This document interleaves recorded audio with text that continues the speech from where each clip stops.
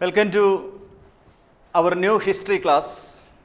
എല്ലാവർക്കും ഹിസ്റ്ററിയുടെ ഒരു പുതിയ ക്ലാസ്സിലേക്ക് സ്വാഗതം. Themes in Indian history, India ചരിത്രത്തിലെ പ്രമേയങ്ങൾ ഒന്നാം ഭാഗത്തിലെ രണ്ടാമത്തെ തീമാണ് നമ്മൾ പഠിച്ചുകൊണ്ടിരുന്നത്. ആ രണ്ടാം തീമിൽ, അതായത് കിങ്സ്, ഫാർമേഴ്സ് ആൻഡ് ടൗൺസ് എന്ന് പറയുന്ന രണ്ടാമത്തെ തീമിൽ കുറേ ഭാഗങ്ങൾ നമ്മൾ കഴിഞ്ഞ ക്ലാസ്സിൽ കണ്ടു. മൗര്യന്മാർക്ക് ശേഷം ഇന്ത്യൻ ഉപഭൂഖണ്ഡത്തിൻ്റെ പല ഭാഗത്തായിട്ട് ഉയർന്നു വന്ന രാജവംശങ്ങളിൽ, kingdoms and chiefdoms that have emerged in different parts of Indian subcontinent. Indian ഉപഭൂഖണ്ഡത്തിൽ ഉയർന്നു വന്ന വിവിധ രാജവംശങ്ങളെക്കുറിച്ചും രാജാക്കന്മാരെക്കുറിച്ചുമാണ് നമ്മൾ കഴിഞ്ഞ ക്ലാസ്സിൽ പഠിച്ചത്. അതിൽ തെക്കേ ഇന്ത്യയിൽ, അതായത് തമിഴകത്ത് നമ്മൾ കണ്ടു ചേര സാമ്രാജ്യമെന്നും ചോള സാമ്രാജ്യമെന്നും പാണ്ഡ്യന്മാരുടെ സാമ്രാജ്യമെന്നും പറഞ്ഞിട്ട് തെക്കേ ഇന്ത്യയിൽ നമ്മൾ കണ്ട് സംഘകാലഘട്ടം എന്ന് പറഞ്ഞ കാലഘട്ടത്തെക്കുറിച്ച് നമ്മൾ പഠിച്ചു. ഇനി മധ്യ ഇന്ത്യയിൽ അല്ലെങ്കിൽ മധ്യ പടിഞ്ഞാറൻ ഇന്ത്യയിൽ ശതവാഹനന്മാരും ശാകന്മാരും ആയിരുന്നു എന്ന് നമ്മൾ പഠിച്ചു. വടക്കേ ഇന്ത്യയിൽ 1-ാം നൂറ്റാണ്ട് മുതൽ, from the first century onwards, there we can see Kushans, കുഷാനന്മാർ, the kings who claimed divinity, ദൈവീകത്വം അവകാശപ്പെട്ടിട്ടുള്ള, സ്വയം ദൈവത്തിൻ്റെ പ്രതിപുരുഷന്മാരാണെന്ന് വ്യക്തമാക്കിയ കുഷാനന്മാരെക്കുറിച്ച് നമ്മൾ പഠിച്ചു. 4-ാം നൂറ്റാണ്ടായപ്പോഴേക്കും വലിയ രാഷ്ട്രങ്ങൾ ഉയർന്നു വന്നു എന്ന് നമ്മൾ കണ്ടു. ഈ വലിയ രാഷ്ട്രങ്ങൾ ഗുപ്തന്മാരുടെ സാമ്രാജ്യമാണ് ഏറ്റവും പ്രധാനം. ആ ഗുപ്ത സാമ്രാജ്യത്തിൻ്റെ ചരിത്രം നമ്മൾ കണ്ടതാണ്. ഇതിലൂടെയൊക്കെ കുഷാനന്മാരായാലും ശരി, തെക്കേ ഇന്ത്യയിലെ രാജാക്കന്മാരായാലും ശരി, ഗുപ്തന്മാരായാലും ശരി, all the kings tried to project a notion of kingship there. രാജഭരണത്തിൻ്റെ വിവിധ ധാരണകൾ, അവരുടേതായ ധാരണകൾ പുറത്തു കൊണ്ടുവരാൻ ശ്രമിച്ച രാജവംശങ്ങളാണ്, രാജാക്കന്മാരെക്കുറിച്ചാണ് നമ്മൾ കണ്ടത്. ചുരുക്കത്തിൽ ദക്ഷിണ ഭാഗത്തെ മുഖ്യന്മാരെക്കുറിച്ചും രാജാക്കന്മാരെക്കുറിച്ചും, അതുപോലെ മധ്യ പടിഞ്ഞാറൻ ഇന്ത്യയിലെ ശതവാഹന്മാരെക്കുറിച്ചും ശാകന്മാരെക്കുറിച്ചും, പിന്നെ 1-ാം നൂറ്റാണ്ട് മുതൽ വടക്കേ ഇന്ത്യയിൽ കണ്ട കുഷാനന്മാരെക്കുറിച്ചും, അതുപോലെ ഗുപ്തന്മാരെക്കുറിച്ചും 4-ാം നൂറ്റാണ്ട് മുതൽ ഇന്ത്യ കണ്ട ഗുപ്തന്മാരെക്കുറിച്ചുമൊക്കെയാണ് നമ്മൾ കഴിഞ്ഞ ക്ലാസ്സിൽ പരിശോധിച്ചത്. ഈ രാജാക്കന്മാരെക്കുറിച്ച് തെളിവുകൾ നൽകുന്ന പ്രധാന സോഴ്സ് എന്ന് പറയുന്നത്, sources for the reconstruction of the histories of all these kingdoms or chiefdoms, mainly inscriptions and coins, ശാസനങ്ങളും including prashastis. In Gupta period we can see Prayaga Prashasti, പ്രശസ്തികൾ ഉൾപ്പെടെ, പ്രശസ്തി എന്താണെന്ന് നമ്മൾ പഠിച്ചതാണ് കഴിഞ്ഞ ക്ലാസ്സിൽ. പ്രശസ്തികൾ ഉൾപ്പെടെ രചിക്കപ്പെട്ടിട്ടുള്ള അവയിൽ നിന്നാണ് ഈ സാമ്രാജ്യങ്ങളെക്കുറിച്ചുള്ള വിവരങ്ങൾ നമുക്ക് ലഭിക്കുന്നത്. And now let us study about the people's vision. That was a new topic that we have to analyze here. നമുക്ക് ഇന്നിവിടെ പരിശോധിക്കാനുള്ളത് ഈ ചേഞ്ചിങ് കൺട്രി സൈഡ് എന്ന് പറയുന്ന പാഠഭാഗത്തിൽ പോപ്പുലർ പെർസെപ്ഷൻസ് ഓഫ് കിങ്സ്, രാജാക്കന്മാരെക്കുറിച്ച് ജനങ്ങൾക്ക് എന്താണ് പറയാനുള്ളത്, ജനങ്ങളുടെ വീക്ഷണം, അതാണ് നമുക്ക് ഇന്ന് ഇവിടെ പരിശോധിക്കാനുള്ളത്. So here the question is, what the people think about their rulers. ഭരണാധികാരികളെക്കുറിച്ച് ജനങ്ങൾക്ക് എന്താ പറയാനുള്ളത്? So history of ancient India particularly reconstructed on the basis of inscriptions, coins, and other literary sources. But inscriptions do not provide enough information about people's vision. Hence, we have to depend on other sources. And mainly two literary sources give us information about people's visions about the rulers. ഭരണാധികാരികളെക്കുറിച്ച് ജനങ്ങൾ എന്താ ചിന്തിക്കുന്നതെന്ന് അതിൻ്റെ പഠനത്തിന് സഹായകമായ ചില സാഹിത്യകൃതികളുണ്ട്. അത് പ്രധാനമായും 2 സാഹിത്യകൃതികൾ നമ്മുടെ പുസ്തകത്തിൽ പ്രതിപാദിക്കുന്നുണ്ട്. ഒന്ന് ജാതക കഥകളും, ജാതക സ്റ്റോറീസ് ആൻഡ് പഞ്ചതന്ത്ര. ജാതക കഥകളും പഞ്ചതന്ത്രവുമാണ് അതിന് നമ്മെ സഹായിക്കുന്ന സോഴ്സായിട്ട്. ജനങ്ങൾ രാജാക്കന്മാരെക്കുറിച്ച് എന്ത് പറയുന്നു എന്നത് വെളിവാക്കുന്ന, നമുക്ക് വിവരം നൽകുന്ന 2 പ്രധാനപ്പെട്ട സോഴ്സസാണ് ജാതക കഥകളും പഞ്ചതന്ത്രവും. ചിത്രം നിങ്ങൾക്ക് കാണാം. ജാതക കഥകളും പഞ്ചതന്ത്രവും. ഇതിലെന്താ പറയുന്നത്? രാജാക്കന്മാരെക്കുറിച്ച് ജനങ്ങൾ പറയുന്ന ചില അനുഭവ കഥകൾ, ജനങ്ങളുടെ ചില അനുഭവ കഥകൾ പറയുന്നുണ്ട്. വാമൊഴികളെ അടിസ്ഥാനമാക്കിയാണ് ഈ കഥകളെല്ലാം. ഒരു ജാതക കഥ, ഗണ്ഡതിണ്ടു ജാതക എന്ന് പറയുന്ന ഒരു കഥ ഇവിടെ പരാമർശിക്കുന്നുണ്ട്. അതിലൊരു രാജാവിനെ കുറിച്ചാണ് പരാമർശിക്കുന്നത്. ഒരു വിക്കറ്റ് കിങ് എന്നാണ് പറയുന്നത്, ഒരു ദുഷ്ടനായ രാജാവിനെ കുറിച്ച്. He wanted to know what the people think about him. അദ്ദേഹത്തിന് അറിയണം തൻ്റെ പ്രജകൾ തന്നെക്കുറിച്ച് എന്താണ് പറയാനുള്ളത്. Once he disguised and went to different places. വേഷപ്രച്ഛന്നനായി പല സ്ഥലങ്ങളിലും പോയി. There people cursed him. He notice that people cursed him. അദ്ദേഹം ഇങ്ങനെ കണ്ടെത്തി ജനങ്ങൾ തന്നെ ശപിക്കുകയാണ്. Because of heavy taxation. നികുതി ഭാരം കൊണ്ട് ജനങ്ങൾ രാജാവിനെ ശപിക്കുന്നതായിട്ടാണ് അദ്ദേഹത്തിന് അറിയാൻ കഴിഞ്ഞത്. പകലും രാത്രിയും ചൂഷണം ചെയ്യപ്പെടുന്ന, പകൽ അവരെ ടാക്സ് കളക്ടേഴ്സ് ചൂഷണം ചെയ്യും അല്ലെങ്കിൽ പീഡിപ്പിക്കും. രാത്രികാലങ്ങളിൽ റോബേഴ്സ്, കൊള്ളക്കാർ അവരെ പീഡിപ്പിച്ചിരുന്നു. അപ്പോൾ ഇതിൽ നിന്നും രക്ഷ നേടുന്നതിലേക്ക് വേണ്ടി ദേ ഫ്ലഡ് ടു ജംഗിൾ. കാടുകളിലേക്ക് അവർ പലായനം ചെയ്തിരുന്നു എന്നാണ് പറയുന്നത്. To escape from the situation they fled to forest ഏരിയാസിലേക്ക് അവർ നാട് വിട്ടു പോകുന്ന ചരിത്രമാണ് ഗണ്ഡതിണ്ടു ജാതക എന്ന് പറയുന്ന കഥയിലൂടെ മനസ്സിലാക്കുന്നത്. എന്തിനാണ് നമ്മൾ ഈ കഥ ഇവിടെ പറഞ്ഞു എന്ന് ചോദിച്ചാൽ, ഈ കഥയിൽ നിന്നും ജനങ്ങൾ രാജാവിനെക്കുറിച്ച് അല്ലെങ്കിൽ ഭരണത്തെക്കുറിച്ച് എന്ത് പറയുന്നു എന്നറിയുന്നതിലേക്ക് വേണ്ടി നമ്മെ സഹായിക്കുന്ന ഒരു കഥയാണിത്. From this we can understand that the relation between ruler and ruled or king and his subjects were strained.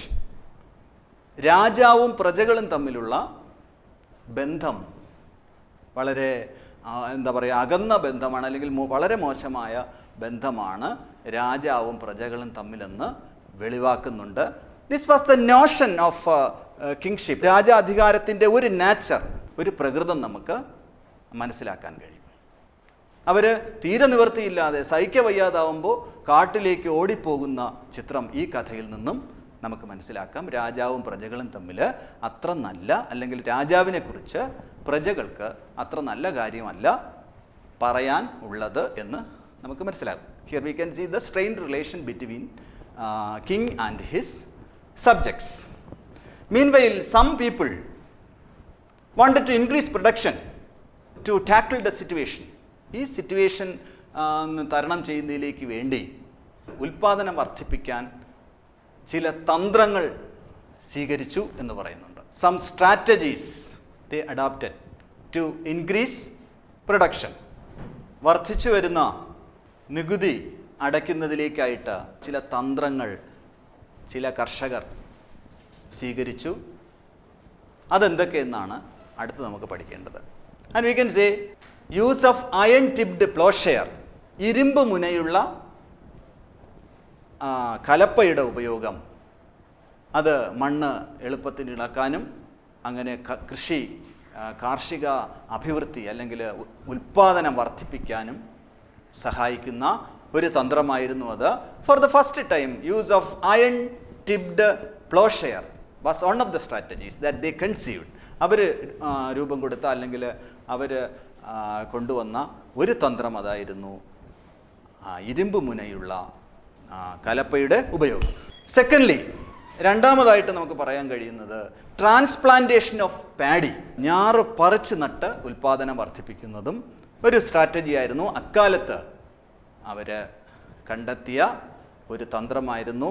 ഞാറ് പറിച്ച് നടിയിലൂടെ അവർക്ക് ഉൽപ്പാദനം വർദ്ധിപ്പിക്കാൻ കഴിഞ്ഞു എന്നുള്ളതാണ് രണ്ടാമത്തെ സ്ട്രാറ്റജി. നെല്ലിൻ്റെ ഉൽപ്പാദനം അങ്ങനെ വർദ്ധിപ്പിക്കാൻ കഴിഞ്ഞു അവർക്ക്. മൂന്നാമതായിട്ട് അവർ പ്രയോഗിച്ച തന്ത്രമെന്ന് പറയുന്നത് ഇറിഗേഷനാണ്.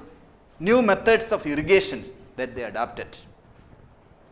Till that time agriculture was dependent upon rainwater. But in order to increase production, they began to use other irrigation facilities such as wells, tanks, etc.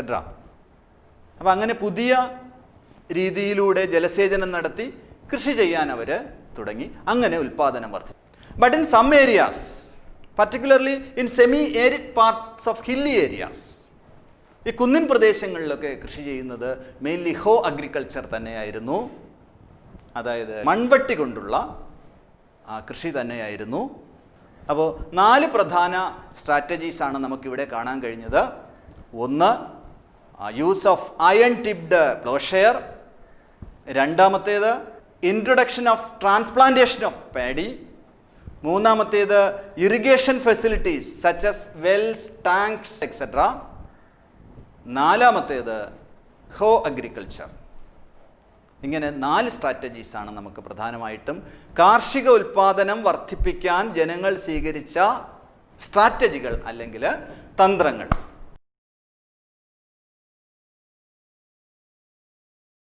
ഉൽപ്പാദനത്തിൻ്റെ നേട്ടങ്ങൾ പലർക്കും പല രീതിയിലാണ് കിട്ടിയത്. ഉൽപ്പാദനം വർദ്ധിച്ചു, പക്ഷെ അതിൻ്റെ അച്ചീവ്മെൻറ്റ്സ്, അതിൻ്റെ ബെനിഫിറ്റ്സ് പലർക്കും പല രീതിയിലാണ് കിട്ടിയത്. So that was the next topic to be study. നമുക്ക് പഠിക്കാനുള്ള അടുത്ത ടോപ്പിക് ഏതാ? Differences in rural societies. ഗ്രാമീണ സമുദായത്തിൽ കണ്ട വ്യത്യാസങ്ങൾ എന്തൊക്കെ? Differences was mainly due to increase production. ഉൽപ്പാദനം വർദ്ധിപ്പിച്ചപ്പോൾ there arose differences. ഗ്രാമീണ സമൂഹത്തിൽ വ്യത്യാസങ്ങൾ പ്രകടമാകാൻ തുടങ്ങി, ഭിന്നതകൾ ഉണ്ടാകാൻ തുടങ്ങി. ഈ ഭിന്നതകൾ കാർഷിക ഉൽപ്പാദനം വർദ്ധിച്ചപ്പോഴാണ് ഉണ്ടായത്. അതിന് പ്രധാന കാരണമെന്ന് പറയുന്നത് കാർഷിക ഉൽപ്പാദനം വർദ്ധിപ്പിച്ചപ്പോൾ അതിൻ്റെ നേട്ടം പലർക്കും പല രീതിയിലാണ് ലഭിച്ചത്. The differences was on the basis of land, labour and the technologies they used. ഈ വ്യത്യാസങ്ങൾ അവരുടെ കൈവശമുള്ള ഭൂമിയുടെ അടിസ്ഥാനത്തിൽ വ്യത്യാസങ്ങളുണ്ടായി, തൊഴിലിൻ്റെ അടിസ്ഥാനത്തിൽ വ്യത്യാസങ്ങളുണ്ടായി, അവരുപയോഗിച്ച സാങ്കേതിക വിദ്യയുടെ അടിസ്ഥാനത്തിൽ വ്യത്യാസങ്ങളുണ്ടായി. ആ വ്യത്യാസത്തിൻ്റെ ബേസ് എന്ന് പറയുന്നത്, base of this social differences visible in the rural society was may be due to land or labour or the technologies they used. Buddhist traditional records or literature says there were social differences. സാമൂഹ്യ വ്യത്യാസങ്ങൾ ഉണ്ടായിരുന്നു എന്നുള്ളതിന് തെളിവ് ബുദ്ധമത കൃതികളിൽ 3 വിഭാഗക്കാരെ കുറിച്ച് പറയുന്നുണ്ട്. ബുദ്ധമത സാഹിത്യത്തിൽ അല്ലെങ്കിൽ ബുദ്ധമതവുമായി ബന്ധപ്പെട്ട കഥകളിൽ 3 സാമൂഹ്യ വിഭാഗങ്ങളെക്കുറിച്ച് പറയുന്നുണ്ട്. അവരിൽ ഒന്നാമതായിട്ട് ലാൻഡ്ലെസ് ലേബറേഴ്സ്, ഭൂരഹിതരായ കർഷകർ. രണ്ടാമത്തെ വിഭാഗം സ്മാൾ പെസൻസ്, ചെറുകിട കർഷകർ. മൂന്നാമത്തേത് ലാർജ് ലാൻഡ് ഹോൾഡേഴ്സ്, ഭൂ ഉടമകൾ, ഭൂപ്രഭുക്കൾ. ഇങ്ങനെ 3 വിഭാഗക്കാരെക്കുറിച്ച് ബുദ്ധമതത്തിൻ്റെ പാരമ്പര്യ കഥകളിൽ പരാമർശിക്കുന്നുണ്ട്. ആരെയൊക്കെക്കുറിച്ചാണ് പരാമർശിക്കുന്നത്? ലാൻഡ്ലെസ് ലേബറേഴ്സ്, ഭൂരഹിതരായ കർഷക തൊഴിലാളികൾ, സ്മാൾ പെസൻസ്, ചെറുകിട കർഷകർ, ലാർജ് ലാൻഡ് ഓണേഴ്സ് അല്ലെങ്കിൽ ലാൻഡ് ലോഡ്സ്, വലിയ ഭൂപ്രഭുക്കന്മാർ. The term gahapati was used in Buddhist text to distinguish second and third sections. ഇതിൽ പറഞ്ഞ 2-3 വിഭാഗക്കാരെ ബുദ്ധമത കൃതികളിൽ ഒരു ടേമിലാണ് അവരെ വിളിച്ചിരുന്നത്. ആ ടേം എന്ന് പറയുന്നത് gahapati. That's very important. The term Gahapati was used in Buddhist text to distinguish small peasants and large landowners. അപ്പോൾ ശ്രദ്ധിക്കുക, ഗഹപതി എന്നുള്ള വാക്ക് അല്ലെങ്കിൽ ആ ടേം പാലി ഭാഷയിലുള്ള ബുദ്ധമത പാരമ്പര്യ കഥകളിൽ പറഞ്ഞിരിക്കുന്നത് ഈ ചെറുകിട കർഷകരെയും അതുപോലെ ഭൂപ്രഭുക്കന്മാരെയും സൂചിപ്പിക്കാൻ ഉപയോഗിക്കുന്ന വാക്കാണ് ഗഹപതി എന്ന വാക്ക്. സംഘം ലിറ്ററേച്ചർ റെഫേഴ്സ് ഡിഫറെൻ്റ് സെക്ഷൻസ്. ഇനി സംഘകാല കൃതികളിലും വ്യത്യസ്തമായ വിഭാഗക്കാരെക്കുറിച്ച് പറയുന്നുണ്ട്. സംഘം കാല സാഹിത്യം നമ്മൾ കഴിഞ്ഞ ക്ലാസ്സിലൊക്കെ കണ്ടതാണ്. തമിഴകത്ത് ക്രിസ്തുവർഷം ആദ്യത്തെ 5 നൂറ്റാണ്ടുകളിൽ ഭരണം നടത്തിയിരുന്ന ആ ഒരു കാലഘട്ടത്തെയാണ് സംഘം ഏജ് എന്ന് പറയുന്നത്. ആ കാലഘട്ടത്ത് രചിക്കപ്പെട്ട കൃതികളാണ് സംഘകാല സാഹിത്യം. ഗ്രാമീണ ജനതയിലെ പ്രധാനമായിട്ടും 3 വിഭാഗക്കാരെക്കുറിച്ചാണ് സംഘം ലിറ്ററേച്ചറിൽ പറയുന്നത്. Here Sangam literature have mentions about different groups, different village groups. They were large land owners, they were called വെള്ളാളാസ്.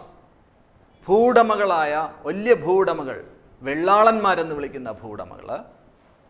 മറ്റൊരു വിഭാഗത്തെക്കുറിച്ച് അവിടെ പറയുന്നുണ്ട്, ഉഴവർ എന്ന് വിളിക്കുന്ന പ്ലോമൻ, പ്ലോമൻ അഥവാ ഉഴവർ. 3ാമത്തെ വിഭാഗം സ്ലേവ്സ്, അടിമകൾ, അടിമൈ. In Sangam literature it is stated as അടിമൈ. സോ ഇങ്ങനെ 3 വിഭാഗങ്ങളെക്കുറിച്ച് സംഘകാല സാഹിത്യത്തിലും പറയുന്നുണ്ട്. സംഘകാല സാഹിത്യത്തിൽ പറയുന്ന ഗ്രാമീണ ജനതയിലെ 3 വിഭാഗങ്ങൾ ഏതൊക്കെയെന്ന് ചോദിച്ചാൽ, ഒന്ന് large land owners or Vellalas, then ploughman or ഉഴവർ, ആൻഡ് സ്ലേവ്സ് ഓർ അടിമൈ. അടുത്തതായിട്ട് നമുക്ക് പരിശോധിക്കേണ്ടത് land grants and new rural elites എന്ന ഭാഗമാണ്. ഭൂദാനവും പുതിയ ഗ്രാമീണ വരേണ്യവർഗവും. ഭൂദാനവും പുതിയ ഗ്രാമീണ വരേണ്യവർഗത്തെയും കുറിച്ചാണ്. അപ്പം എന്താണ് ഭൂദാനം? From the early centuries of common era there were references about land grants which were recorded in inscriptions. ഇപ്പോൾ ശാസനങ്ങളിൽ രേഖപ്പെടുത്തിയിട്ടുണ്ട്, പല ശാസനങ്ങളിലും രേഖപ്പെടുത്തിയിട്ടുണ്ട്. പൊതുവർഷത്തിൻ്റെ ആദ്യ നൂറ്റാണ്ടുകളിൽ ഭൂദാനം നൽകപ്പെട്ടിരുന്നു, ഭൂമി ദാനമായി നൽകപ്പെട്ടിരുന്നു എന്നുള്ളതിൻ്റെ പരാമർശം പല ശാസനങ്ങളിലും പ്രതിപാദിക്കുന്നുണ്ട്. അതുപോലെ തന്നെ ഈ ശാസനങ്ങൾ ചിലപ്പോൾ കല്ലിലായിരിക്കാം കൊത്തിവെച്ചിരിക്കുന്നത്, അല്ലെങ്കിൽ കോപ്പർ പ്ലേറ്റിലായിരിക്കാം. കോപ്പർ പ്ലേറ്റ് എന്ന് പറയുന്നത് ഈ ചെമ്പ് തകിടുകളിലാവാം. കല്ലുകളിലോ ചെമ്പ് തകിടുകളിലോ ഒക്കെ കൊത്തിവെച്ചിരിക്കുന്ന ശാസനങ്ങളിൽ ഈ ലാൻഡ് ഗ്രാൻസിനെ കുറിച്ച് അഥവാ ഭൂദാനത്തെക്കുറിച്ച് പ്രതിപാദിക്കുന്നുണ്ട്. ഇനി ആരാണ് ലാൻഡ് ഗ്രാൻസ് നടത്തിയിരുന്നത്? ഭൂദാനം നടത്തിയിരുന്നത് രാജാക്കന്മാരായിരുന്നു. ആർക്ക് ഭൂമിദാനമായി കൊടുത്തിരുന്നു? പ്രധാനമായിട്ടും 2 വിഭാഗക്കാർക്ക്. ഒന്ന് ബ്രാഹ്മണർക്ക്, Brahmins land. Brahmins land is called Agrahara land. ഈ ബ്രാഹ്മണർക്ക് ഭൂമിദാനമായി കൊടുത്തിരുന്നു. ഇനി ബ്രാഹ്മണർക്ക് മാത്രമല്ല, മതസ്ഥാപനങ്ങൾക്കും ഭൂമി ദാനമായി നൽകിയിരുന്നു. അപ്പോൾ ബ്രാഹ്മണർക്കും മതസ്ഥാപനങ്ങൾക്കും ഭൂമി ദാനമായി നൽകിയിരുന്നു. ആര് നൽകിയിരുന്നു? രാജാവ് നൽകിയിരുന്നു. ആദ്യകാലത്തെ ശാസനങ്ങളൊക്കെ സംസ്കൃത ഭാഷയിലായിരുന്നു എങ്കിൽ പിന്നീട് 7ാം നൂറ്റാണ്ടൊക്കെ ആയപ്പോഴേക്കും പ്രാദേശിക ഭാഷകളിലും ഈ ഇൻസ്ക്രിപ്ഷൻ ശാസനങ്ങൾ വരാൻ തുടങ്ങി. അത് നമുക്ക് എളുപ്പത്തിൽ പരിശോധിക്കാൻ കഴിയുന്ന തരത്തിൽ അത് തെലുങ്ക് ഭാഷയിലും തമിഴിലുമൊക്കെ ശാസനങ്ങൾ രേഖപ്പെടുത്താൻ തുടങ്ങി. അങ്ങനെ ആ ശാസനങ്ങൾ നമുക്ക് എളുപ്പത്തിൽ പരിശോധിക്കാൻ കഴിയുന്ന തരത്തിലായിരുന്നു. Sanskrit legal text refer women were not provided land. സംസ്കൃത നിയമഗ്രന്ഥം പറയുന്നത് വെച്ച് നോക്കുകയാണെങ്കിൽ സ്ത്രീകൾക്ക് ഭൂവുടമാവകാശം ഉണ്ടായിരുന്നില്ല. Land grants were not given to women as per Sanskrit legal text. But there were exceptions. എന്നാൽ അതിന് എക്സെപ്ഷൻസും കാണാറുണ്ട്. ഒരു ശാസനത്തിൽ ഇങ്ങനെ പറയുന്നുണ്ട്, in an inscription it is stated that Prabhavati Gupta, the daughter of Chandragupta second, was provided land when she was married to a Vakadaga king. വകാടക രാജകുടുംബത്തിലേക്ക് വിവാഹം കഴിപ്പിച്ചു വിട്ട ചന്ദ്രഗുപ്ത രണ്ടാമൻ്റെ, ചന്ദ്രഗുപ്ത വിക്രമാദിത്യൻ്റെ മകൾക്ക് ഭൂമി ദാനമായി നൽകിയതായിട്ട് പരാമർശം ചില ശാസനങ്ങളിൽ നിന്നും മനസ്സിലാക്കാൻ കഴിയും. There were variations in the size of land donated. ഈ ഭൂദാനം കൊടുക്കുന്ന ലാൻഡിൻ്റെ അളവിലും വ്യത്യാസങ്ങളുണ്ട്. It was ranging from small piece of land to large estate. ചെറിയ തുണ്ട് ഭൂമി മുതൽ വലിയ എസ്റ്റേറ്റ് വരെ ദാനമായി കൊടുത്തിരുന്നു. ഈ ഭൂമി കൊടുക്കുന്നതിൻ്റെ, ഭൂമി ദാനം ചെയ്യുന്നതിൻ്റെ സൈസിലും വ്യത്യാസങ്ങളുണ്ടായിരുന്നു എന്നുള്ളതാണ്. Why this land grants? എന്തിന് ഈ ഭൂമി ദാനമായി കൊടുത്തിരുന്നു? There was no unanimity of opinion among historians about why land grants. എന്തിന് ഭൂമി ദാനമായി കൊടുത്തിരുന്നു എന്ന് ചോദിച്ചാൽ ചരിത്രകാരന്മാർക്ക് പല അഭിപ്രായങ്ങളാണുള്ളത്. Some say that it was a trick in agricultural expansion. കൃഷി വ്യാപിപ്പിക്കാൻ വേണ്ടി രാജാക്കന്മാർ ഉപയോഗിച്ചിരുന്ന തന്ത്രങ്ങളുടെ ഫലമായിട്ടാണ് ഈ ലാൻഡ് ഗ്രാൻസ്, അല്ലെങ്കിൽ തന്ത്രങ്ങളുടെ ഭാഗമായിട്ടാണ് ഭൂദാനം നൽകിയിരുന്നത് എന്ന് കുറേ ചരിത്രകാരന്മാർ പറയുമ്പോൾ, മറ്റ് ചിലർ, some others say that its aim was to strengthen allies. ഒരു രാജാവ് രാഷ്ട്രീയമായി ക്ഷയിക്കുമ്പോൾ, അധികാരക്ഷയമുണ്ടാകുമ്പോൾ അലീസിനെ തേടാൻ, ശക്തി വർദ്ധിപ്പിക്കുന്നതിലേക്കായി സഖ്യങ്ങൾ ചേരാൻ വേണ്ടി ഭൂദാനം നടത്തിയിരുന്നുവെന്ന് മറ്റൊരു വിഭാഗം പറയുന്നുണ്ട്. Again, land grants provide an insight into the relation between peasants and the state or peasants and the king. രാജാവും അല്ലെങ്കിൽ രാഷ്ട്രവും കർഷകരും തമ്മിലുള്ള ബന്ധത്തിലേക്കൊരു ഉൾക്കാഴ്ച കൂടെ ഈ ഭൂദാനത്തിലൂടെ ഉണ്ടായിരുന്നു എന്നുള്ളതാണ് വസ്തുത. അപ്പോൾ നമ്മൾ ഇതുവരെ പഠിച്ചത് ഭൂദാനത്തെക്കുറിച്ചാണ്. ഈ ഭൂദാനം എന്ന് പറയുന്നത് എന്താണെന്നും അത് ആർക്ക് നൽകിയിരുന്നുവെന്നും, രാജാവ് മതസ്ഥാപനങ്ങൾക്കോ അല്ലെങ്കിൽ ബ്രാഹ്മണർക്കോ നൽകിയിരുന്നതാണ് ഭൂദാനമെന്നും, അതിൻ്റെ ഉദ്ദേശമെന്തെന്നും, സ്ത്രീകൾക്ക് ഭൂദാനത്തിന് അവകാശമില്ലായിരുന്നു, ഭൂമിയുടെ ഓണർഷിപ്പിന് അധികാരമില്ലായിരുന്നുവെന്നും, എന്നാൽ അതിന് വിരുദ്ധമായിട്ട് പ്രഭാവതി ഗുപ്തയുടെ കാര്യം. അപ്പോൾ അത് ശ്രദ്ധിക്കുക. പിന്നെ എന്തുകൊണ്ട് ലാൻഡ് ഗ്രാൻസ് അല്ലെങ്കിൽ ഭൂദാനം നടത്തിയിരുന്നു എന്നുള്ളത്, അത് ചരിത്രകാരന്മാരുടെ ഇടയിലെ വിരുദ്ധ അഭിപ്രായങ്ങളെ ക്രോഡീകരിക്കുക. ഇത് കർഷകരും രാഷ്ട്രവും തമ്മിലുള്ള ബന്ധത്തിലേക്കും വെളിച്ചം വീശുന്നു എന്ന് പറഞ്ഞ് നമുക്ക് ഭൂദാനം ഉപസംഹരിക്കാം. അപ്പോൾ ഈ ക്ലാസ്സിൽ നമ്മൾ പഠിച്ചത് മാറുന്ന നാട്ടിൻപുറം, ചേഞ്ചിങ് കൺട്രി സൈഡ് എന്ന ഭാഗമാണ്. അതിൽ പ്രധാനമായിട്ടും നമ്മൾ പരിശോധിച്ചത് പോപ്പുലർ പെർസെപ്ഷൻസ് ഓഫ് കിങ്സ്, രാജാക്കന്മാരെക്കുറിച്ചുള്ള ജനവീക്ഷണങ്ങൾ എന്തായിരുന്നു എന്നും, അതുപോലെ ഉൽപ്പാദനം വർദ്ധിപ്പിക്കാൻ എന്തൊക്കെ തന്ത്രങ്ങളാണ് അവർ പ്രയോഗിച്ചതെന്നും, strategies for increasing agricultural production, അത് നമ്മൾ പഠിച്ചു. അതുപോലെ ഡിഫറൻസ് ഇൻ റൂറൽ സൊസൈറ്റീസ്, ഗ്രാമീണ സമൂഹത്തിലെ വ്യത്യാസങ്ങളെക്കുറിച്ച് പഠിച്ചു. പിന്നെ ലാൻഡ് ഗ്രാൻസ്, ഭൂദാനത്തെക്കുറിച്ച് പഠിച്ചു. ഇവയെക്കുറിച്ച് നന്നായി വായിക്കുക. As part of our continuous activity, you have to prepare a note on land grants and new rural elites. നമ്മുടെ തുടർ പ്രവർത്തനത്തിൻ്റെ ഭാഗമായിട്ട് നിങ്ങൾ ഭൂദാനത്തെക്കുറിച്ചും ഗ്രാമീണ വരേണ്യവർഗത്തെക്കുറിച്ചുമുള്ള ഭാഗം ഒരു കുറിപ്പ് തയ്യാറാക്കണം. അതെല്ലാവരും തയ്യാറാക്കി നിങ്ങളുടെ സ്കൂളിൽ ടീച്ചേഴ്സിന് എത്തിച്ചു കൊടുക്കുക. അപ്പോൾ തുടർഭാഗങ്ങൾ നമുക്ക് വരുന്ന ക്ലാസ്സുകളിൽ നമ്മൾ ചർച്ച ചെയ്യും. Thank you.